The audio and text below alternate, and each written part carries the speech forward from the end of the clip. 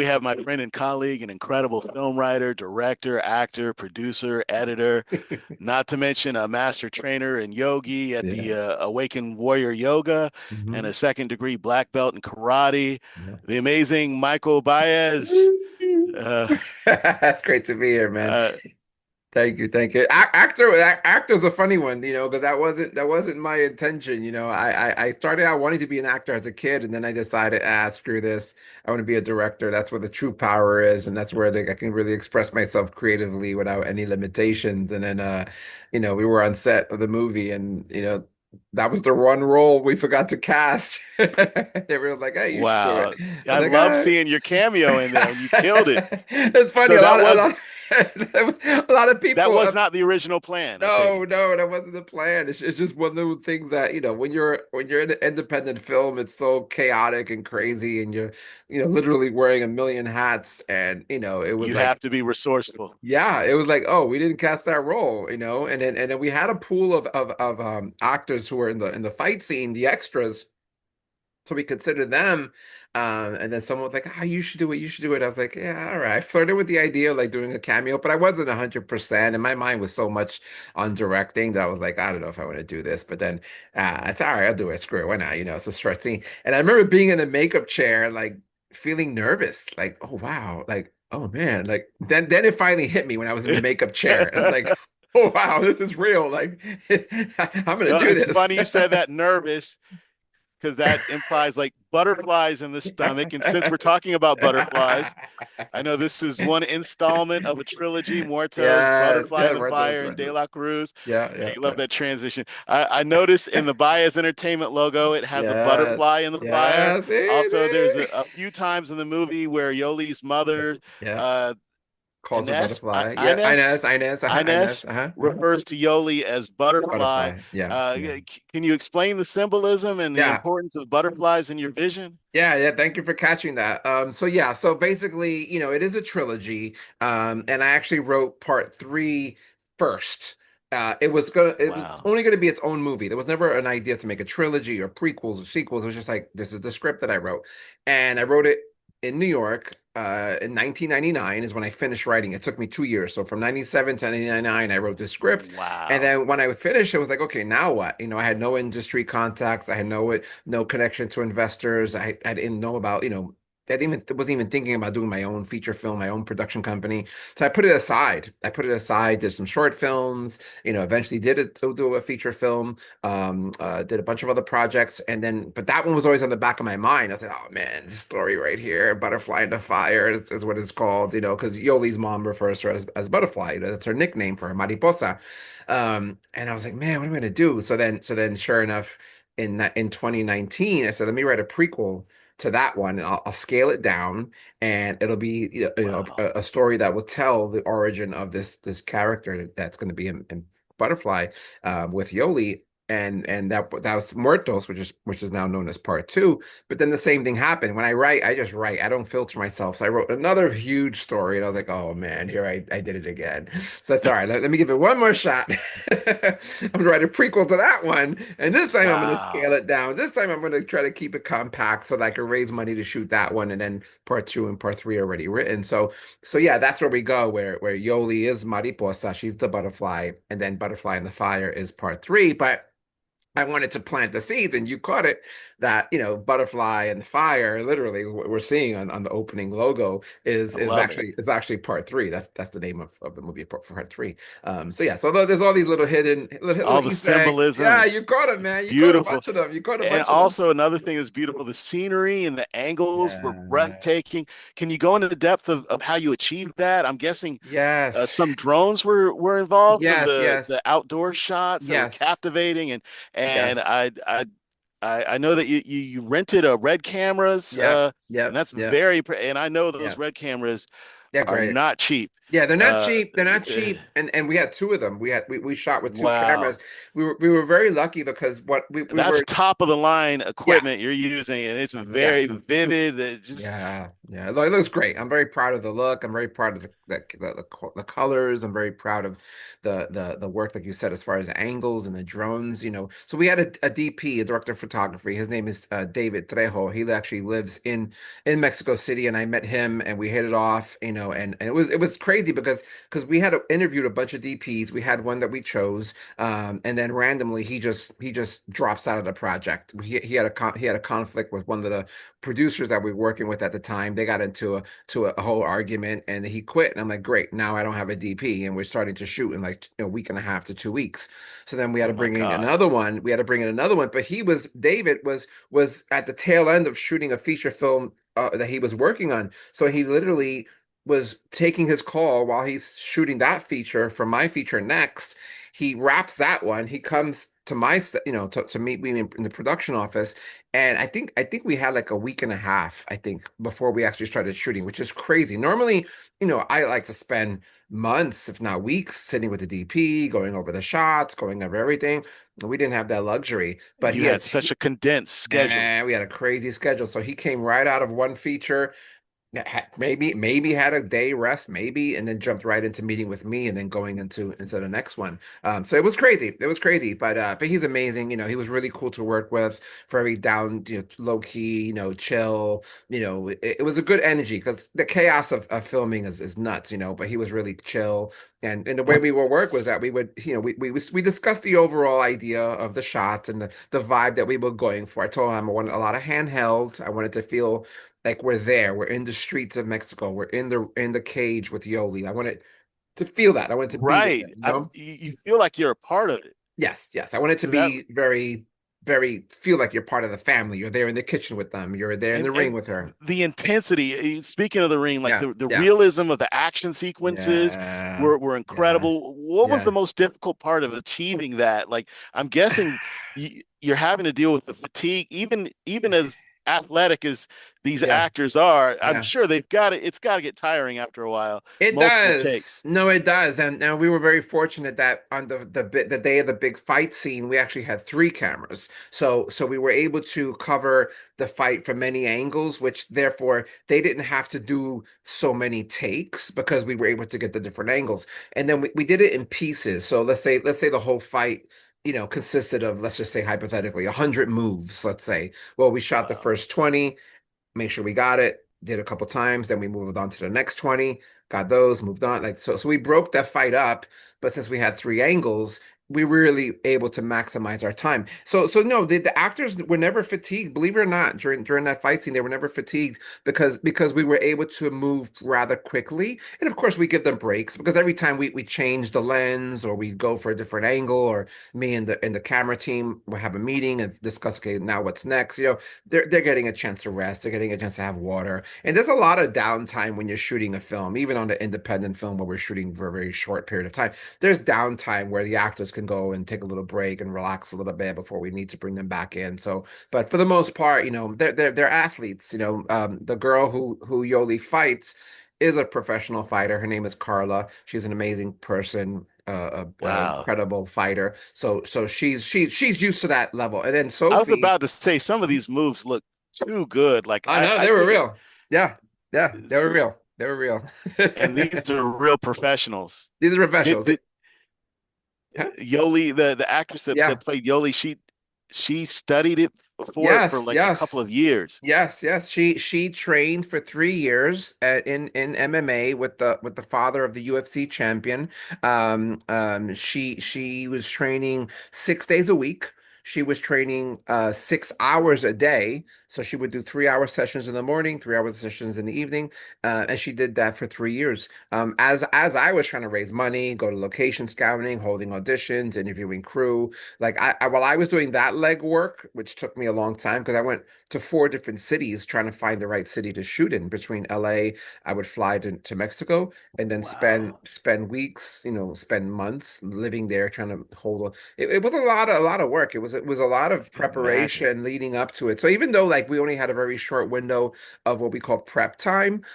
We actually had I had been in preparation, and Sophie, who played Yoli, had been in preparation, and we had been talking about the character for years and years. And she was very fortunate because part two and part three was already written, so she read those scripts, so she knew like where her character's journey was going to take her. So that's very helpful because a lot of times actors will do like their own backstory. Like they'll have to like go and then write out on their own. That's it's a technique Wow. actors do to like bring more life to the character.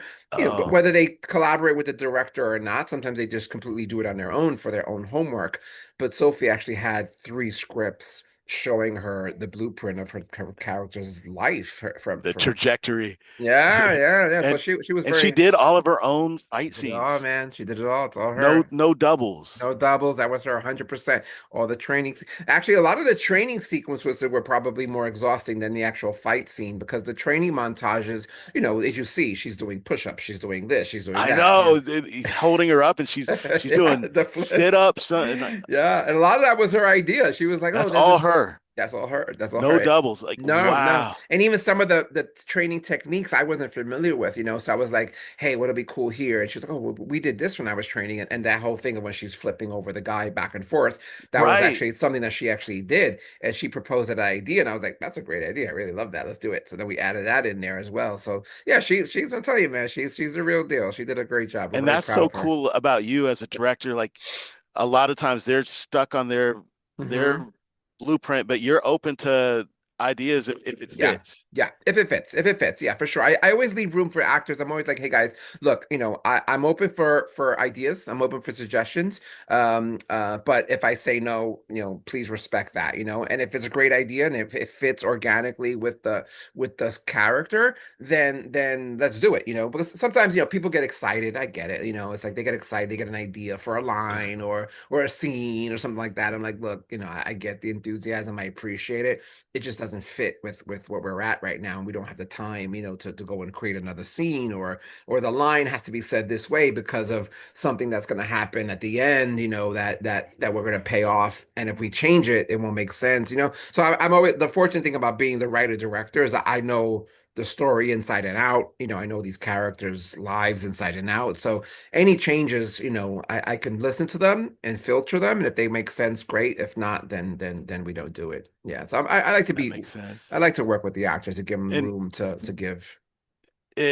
as a writer, I love the full circle moments, like Yeah. the smoking will kill you from Daniela vaping at the beginning and Yeah. your Yeah. cameo Yeah. smoking at the end. Yeah. Yeah. Yeah. Yeah. Going in, Yeah. I thought going in that this movie was going to be more like a $1 million baby Yeah. meets Karate Kid, Yeah. but the way these characters tie together and the Yeah. story arcs overlap is it's beyond that. It kind of Yeah. reminds me of something like in Reservoir Dogs or Yeah. Pulp Yeah. Yeah. Fiction. Yeah. Yeah. Yeah. Uh, Yeah. Also, the traders are always sorry is another Yeah. line that had a full Yeah. circle moment. Is Yes. uh, Yes. it, There's a what was few. There's Quentin a few. Tarantino an inspiration Oh, or always. Oh, hands down, Quentin's an inspiration. Francis Ford Coppola is an inspiration. I flat out give a homage to The Godfather in the opening scene. Those who are really familiar with diehard Godfather fans will notice when we first introduced Gordo, it's in this close up, and I and then the, love Gordo. I thought he did it. The it's actor that did great. Gordo, Yeah, and Carlos is I great. love the actor that did Neto Neto, Nito. yeah, Neto is Like great it was too. just they Yeah, sold that role so perfectly. Like yeah. they fit, No, they were and amazing. They're amazing. We were very fortunate, and again, I said with Gordo, when I first introduced him, I wanted to pay homage to The Godfather. So we start in this close up of him giving this monologue, and then we slowly pull back, which is straight up the opening scene of The Godfather, and then yes. the callbacks of those lines of like smoking will kill you. First of all, when it happens in the opening scene where the girls are coming out of school, that was completely improvised. So Daniela, her name is Diana, the real actress. She started coughing because she's not a smoker. So here she is vaping, so she started to cough for real. And then Sophie, as Yoli, just went with it and threw that line in, and it was so natural. And I was like, "Oh, that's so cool," And I'm going to leave that in. So that wasn't Oh my scripted. God. That And it that's became a full circle. Yeah, so then later on when I was shooting that scene, and I was playing the character, I wanted a cigar. I figured, he's the guy with the money, have him a cigar. But they didn't have cigars for me. They had cigarettes. I was like, ah, whatever. So the whole thing about the cigarette. And then, and then I said, "Hey Sophie, remember that line that you said over here, smoking will kill you. It'd be fun if we put it back here, you take the cigarette out and throw it out." So we added that in to kind of like bookend that and then, yeah. Yes, And the the traders bookend. are always sorry, And there's also one more bookend with the opening proverb quote of the Bible, Proverb 21:15. That's right. So we say it in the beginning, and we see this image of her crying and going to church. But then when we bring it back at the end, after she just had victory and she's just beat the hell out of the guy, we call it back again. And it has a different meaning. It means something completely different in the beginning when she's now a victim, and then towards the end when now she's the powerful warrior that she is. So I Yeah. like to do that. I like to, as a writer, I And I like, noticed in the credits, I noticed yeah. uh, you're like, by the way, we do love Beethoven because I Yes. remember she was like, oh, I hate Beethoven, or but like, I know, I know. I love Beethoven. I'm a huge Beethoven fan. As you see, he's a huge influence, in my stuff, and I didn't want people to think that I didn't like him as a writer. So I wanted to add, hey, and by the way, we I love Beethoven. love that. Yeah, And we love Sophia Diaz, she masters the portrayal of innocence and being a Yeah, tough girl. yeah, She's like the perfect embodiment of yeah, Yoli. yeah. What was it like to work with her? And do you remember when you realized she's the one? Oh yeah, absolutely. And I tell this story quite often. She was originally we had another girl cast for that role. We had put a word out that we were looking for Yoli when we were thinking we're going to do part two, Muertos first. And we put out a word on the website. There's a website for actors called Backstage, and we had 400 submissions for that role. And I was like, oh my God, because it's a great role. You saw her. She's a tough girl. She has a great But she's transition. innocent at the same time. That's Yeah, yeah, yeah. like, Which, it's a which very perfect balance that she yes, has. which I wanted to show her transformation, which is another reason why I named her Butterfly in the last script, and why we had to carry it on into this one. Look at the transformation of a caterpillar going to the cocoon and destroying I its current love it. body, destroying its current body and then creating this new body, so we wanted to have that. So Yoli goes through that transition. She goes Through from the being fire, through all of her adversities. Yes, yes. So that was important. It's just, so Sophie, she came to the audition. We were holding an audition in Guadalajara, Mexico. That's where she lives, in Guadalajara, and we weren't looking for that role because in my mind we had already cast that role. We were good to go. And then someone her manager submitted her, and my producing partner, her name is Angie Castro, says, "Hey, look, let's give her a shot. She's here." And I was like, "All right, we'll give her a shot. I feel bad. She's we already got the role, but why not? She's here." And she comes in and she just kills it. She just nails it. And I'm like, oh man, this girl is amazing. She's so talented. She brings that innocence, but she still has a little fire to her, And I'm like, man, Yes. it's is it this is Perfect. oh man. So my girlfriend, Brianna, she's with me, and she has no film experience, no desire, but I wanted her to be behind the table and see what I'm doing. And she turns to me and she says, "You messed up. You should pick that girl instead." And I was like, She "I saw it know." instantly. She saw it. We all stood. I saw it. My You saw it. girlfriend. Everybody that We day all hands saw down it. were like, "This girl is incredible." And then She is Yoli. She's Yoli. So then we finished up audition. We were auditioning a bunch of other roles. We weren't for Yoli. And then we went from Guadalajara to Mexico City. And now there I was supposed to meet the girl who was going to play Yoli. And we had set The up a original. time. I had been speaking to her for a while. We had been speaking on Zoom and WhatsApp and all that. So we were going to meet finally face to face. And I get there and I get a call, and she says, her manager says, "Hey, she can't do it. She's out. No explanation, just she can't do it. She just drops out." And I'm like, "Are you kidding me?" So at first, my first reaction was I was pissed off because I was like, I've been talking to this girl about this role for weeks, if not months. I flew here to meet her. Now she just bails on me. That's not cool. But then, Yeah, oh your time, your yeah, expenses, all yeah, this. yeah. But then Brianna, my girlfriend, and my friend Angie were like, "Now you can use Sophie." I was like, "Oh my God, that's right." So we went back to Guadalajara after that In casting, disguise. and we met Thank God Sophie. this happened. Man, it was the best thing. And that's been the pattern of this production, honestly, because that was the first case where we had an actress and then she dropped out and then Sophie stepped up and she was better, way better and brilliant performance. And then that happened with Wow. the cinematographer. We had a DP, he quit, and then David stepped up and he was better. That happened with, I mean, it Wow. happened so many times with so many different characters and so many crew positions that I was just like, all right, I just had to surrender. Like, all right, this person's gonna quit or whatever reason they're gone. Someone else better will step up. And I'm telling you, it happened across the board. Across the Wow. board, better people stepped up into those roles, whether it be for crew, whether it be for producers, whether it be for the cast. And Sophie was hands down the best choice. She's incredible. Well, I loved it, and I loved all the visuals. But Thank you. as you know, I'm an audio guy, Yeah, yeah, yeah, yeah, and I yeah. was so impressed with the quality of the miking, the audio, and the Yes, music in this movie was awesome in yes, itself. I yes. especially love the beat in that sexy Becky scene Yeah, yeah, and some of those yeah. ominous drones when Yeah. the Santa San Muerta Muerta, yeah, yeah, would appear. We're yeah, chilling. Yeah, can you go into a little depth about the yeah. scoring? Oh, for sure. Hands down. I could talk about it not just for an hour because it was the most difficult part. Like okay, we shot the movie in 16 days, which is insane. I mean, that's just unheard of. I wanted 25. We had a really horrible producers in Mexico City, unfortunately, and they try to squeeze it into 12, and I was like, no way. They said 14. I said no way. So we agreed on 16, and I just had to go with 16. And as a result, we had to do long days, long nights. It was a very difficult shoot. It was very uncomfortable for many reasons, but we did it. We did it. Okay, great. It's done. Now, editing.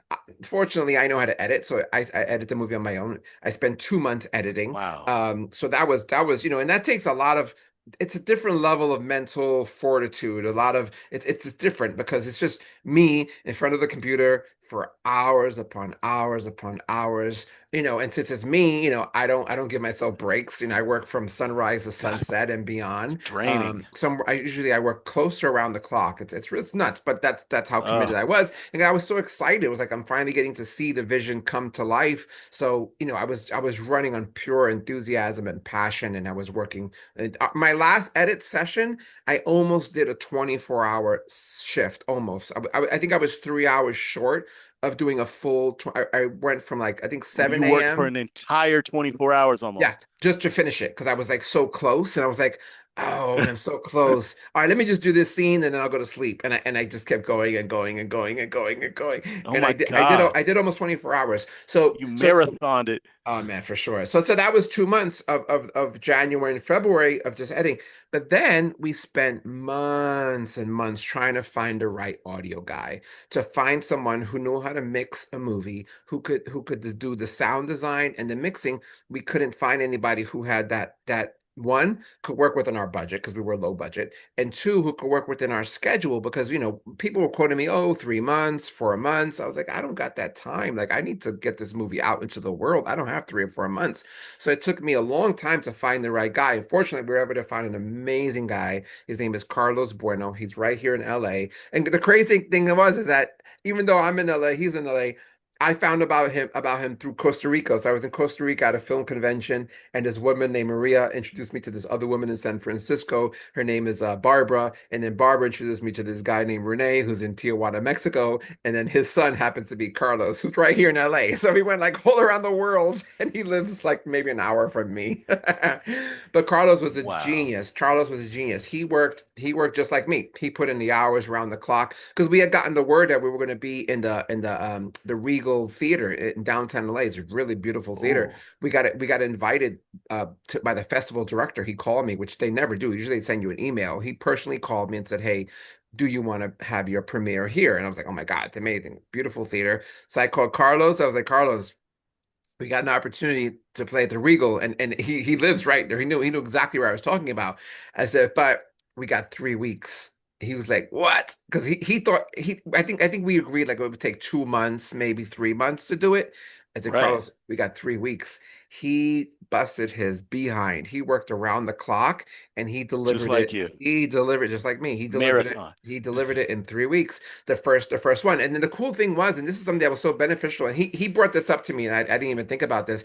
So he edited it. He did all the mix, all the design. He did everything brilliantly. We go to the Regal Theater. It's playing, and he's sitting there taking notes because he's hearing little things that he can improve. And I was like, "Oh, we're good." So then he was like, "No, no, there's things." So he had a long list. So then we went back into another session, and then we worked on that for another couple of days, maybe not a week or two. I don't remember what time it was, but we worked on it even some more. And then he did it yet again because then we had another screening at the Chinese Theater in February.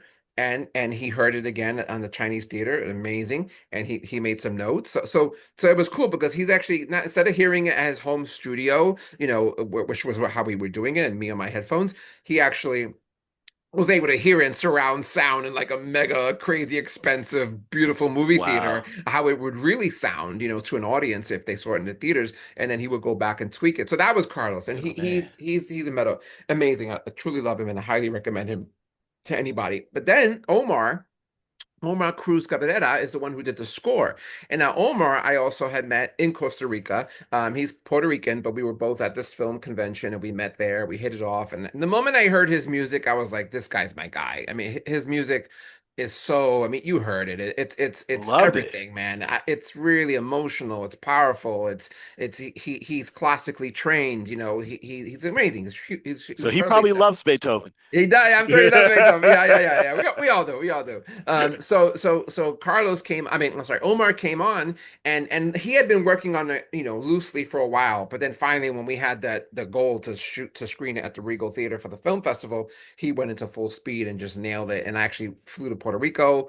I spent I think 2 or 3 days with him. I slept in his sound studio on an air mattress. Wow. Yeah, like we were Like, that committed, man. We were like, we got to get this thing done. So we were able to do it, and then he delivered an amazing score. So both Carlos and Omar have won. So Carlos won for best sound design. He's won two wow. awards. He's won two awards, one from Paris and one from Italy. And then Omar also won for best score, one from Paris and one for Italy. And total now we've won 48 awards all around the world. 48 48 awards. awards. 48 awards all around the world, different categories, which speaks a lot about the movie. It's one thing if like I was winning as director or screenplay or producer, that's one thing. That's cool. I appreciate that. But when Sophie's winning 6 awards for Best Actress, when Carlos is winning two for Best Sound Design, Omar's winning two for Best Score, our cinematographer, David, I think he's won three, I think, at this point for Best Cinematography. Like everyone's winning. Everyone's winning. I'm like, man, this is amazing that like, they're getting acknowledged too. Like it's not just me, they're all getting acknowledged for their work. So Man. that was really, really cool. I'm excited about that. Man, and it just keeps on achieving because it's It's, an it's incredible going. movie. Yeah. I, and by the way, I noticed yoga was mentioned in one of the scenes. Yeah. Was that an homage to your Awakened Warrior yoga? Yes and no, yes and no. I know. It's just. I just thought it would be funny if like this gangster who's just ruthless and brutal, does yoga, and like that's his way to zen, and he's like being It's a little almost like bit, Ron, what yeah, you would expect him to. yeah, yeah, yeah. I Like love it. he's not sniffing cocaine off the table. Instead, he's going to yoga class. You know what I mean? Like I thought that would just be so funny, and I just wanted to incorporate yoga because it's such a huge influence on my life. So I just wanted to throw that in there. Yeah, I just thought it's hilarious. Your attention to detail and all these little intricate Yeah. things that you weave in there is is Yeah, is yeah, amazing. yeah. Eh, It's. But even though I didn't tell you this, I wrote the first draft of the script in 7 days. 7 days. I was like, that's never happened in my life. I've never written anything before or after since then in 7 days. It just poured through me. I just knew this character Wow. so well. I knew her world. I knew her family, and I just wrote it in 7 days. And but then I spent probably wow more than a year in rewrites, but the rewrites weren't major. They was just like, okay, this is a story. These are the characters. It was little small, like you said, little details. Like, oh, it'd be cool if I tie this in and I do this and I do. And I just spent like probably a year and a half just layering and layering and layering all these little details so that, the story really makes sense. Something as simple as like, Adriana, her best friend who gets her into this horrible situation, she stops talking to Yoli stops talking to her, but I didn't want to just kind of leave it open like that, Yeah, I like that scene where she turns around and looks at her yeah, yeah. and vice versa, and they both Yeah, walk. they have this moment. They have a moment of like, it's not clear. Like, okay, are they cool? Are they not cool? Like Yoli's not angry at her. There's a little smile on this on her face, So it was just a moment because I didn't want people going, oh, I wonder what happened to Adriana. I didn't want the audience having any loose ends. I wanted to tie everything in. So that was actually suggested by the actress. Her name is Paloma, the Paloma who played Adriana. It's like, oh, there should be a Wow. moment between Yoli and her, and they should have a And it was on the conversation. street, so I And it was thought on the that sort street. of represented the crossroads of Yeah. their life. Yeah, yeah, had them going in different directions, and now Adriana's calmed down. She's wearing all white now. She's pregnant. Yes. She's with the I'm guy. noticing little. I noticed little, even the Yeah, colorings and stuff. yeah, Like yeah, yeah, I thought the way the teal couch kind of popped out. yeah, yeah, Like yeah, was yeah. that intentional or No, that wasn't intentional. A lot of that stuff, honestly, we call them happy miracles on set, and we were just very fortunate that that house had this great furniture and it was very, I mean, that was the furniture from the house, and it was it ah had a lot of texture, had a lot of character, the pool party, had all these different colors in the back. It had this very like 70s yeah, vibe. it gave a vibe to it. Had a vibe, We wanted to just show the color and the texture of Mexico and really show the different, aspects of it from the architect to the music to the the The language, church. the church. Yeah, the church is beautiful. I just wanted to really bring in the culture, the Latino culture Did you have to specifically. look for different churches to Oh find the right yeah, yeah, one? yeah. That wasn't the one that I initially wanted. There was one right around my Airbnb that I wanted, but it was a little bit difficult to shoot because we shot during the holidays. So we were actually shot in December. So we were right going into Christmas. So we started December 11th, and we actually had to take 2 days off for Christmas Eve and Christmas Day. We took 2 days off, and then we continued on December 26th. So we were right smack dab right during the holidays. So the church that I originally wanted, we couldn't do it because it was fully decorated for Christmas. And it was like, oh man, like it's not a Christmas movie, and we're saying that it's summertime, so we can't use this church. So it was a little bit tough, but I really loved that church. But this church was also beautiful, and I think in many ways the interior of this church was actually more beautiful than the exterior of the other one. I actually wanted the other one because the exterior, but it's just hard. It was a hard neighborhood, very busy, a lot of traffic. But this one that you see, that one was a little bit more chill, a little bit more quiet. So we were very fortunate to get that church. And again, it worked out. Many of our locations wound up being that way. The big MMA fight at the end, that was supposed to be a different location. Two locations Man, didn't work out. So we actually got that location. That location wound up being a way better it location. But looked cool, the cage it and was the a crowd and cool, everything. yeah, yeah, yeah. We brought that cage in and they assembled it for us. But Oh the wow. that location is like a little movie set. It's like a little movie studio. So they have like dressing rooms and really nice bathrooms and parking and an area for food. So it's set up for productions where the other two locations weren't. And I was like, oh wow, this wound up being a better location. It wound up being a cheaper location. And it happened by the grace of God. One of our camera guys, he actually found that location because we actually lost the other two locations we went to use. So he found that location. Hey, I shot here. What do you think? I was like, man, this place is perfect. So then we reached out to them. Miraculously, they happened to be open and available that same day, and we raced over there with our entire crew and our cast. And we shot there for 2 days. But we shot that fight scene in 4 hours, which is crazy. Usually a fight scene like that would be a couple days, if not, definitely not, 4 hours. But Oh they my were God. so rehearsed. The girls, Sophie and Carla, they had rehearsed that fight and they had it so ready to go that we were able to just knock it out. And with It was three cameras, perfectly choreographed yeah, there was a well-oiled machine, man. It was as far as and they did that all their own that's them, fighting 100%. and That's them. There's no doubles, 100%. wow. Well, I love the movie. Thank you, brother. Before we wrap it up, what's next? What Part should we two, be on the part lookout two. for? Yeah, we got to get part two going. That's why I'm wearing the hat today in honor of part two. And this is the hat that I wore in the scene. So that's another Easter egg. A little Is Easter that egg. yeah? Is that I'm wearing the hat with the name of part two, so people can kind of and you Oh, also caught you're the only one who caught the birthday for the safe combination, outside of like my mom and my dad and my girlfriend, But you were the only one who's like, wait a minute, that's your birthday, 12, 13, I 72. loved it, man. I love these Yeah. little Easter eggs you slip in there. Yeah, so I wanted to make it personal. I wanted to put me into it, not me. 25, 26 years in the making. Yeah, man, 28 years, 20 years in the making, And trying to tell the story of Yoli de la Cruz. Yeah. that's an inspiration in itself. Yeah, Like you never yeah. gave up on your Never dream. give up, never give up, never give up. I just couldn't, man. I wrote other scripts. I did other projects. I did short films. I did a film that got distributed by Lionsgate, a Christmas movie. I did a Wow. play. I did a play. I opened a yoga school and I had a son, and it's like always that the story of Yoli had to be told, and it was just a matter of finding the right time, the right vehicle, the right people, and we did it, and it's out in the world now.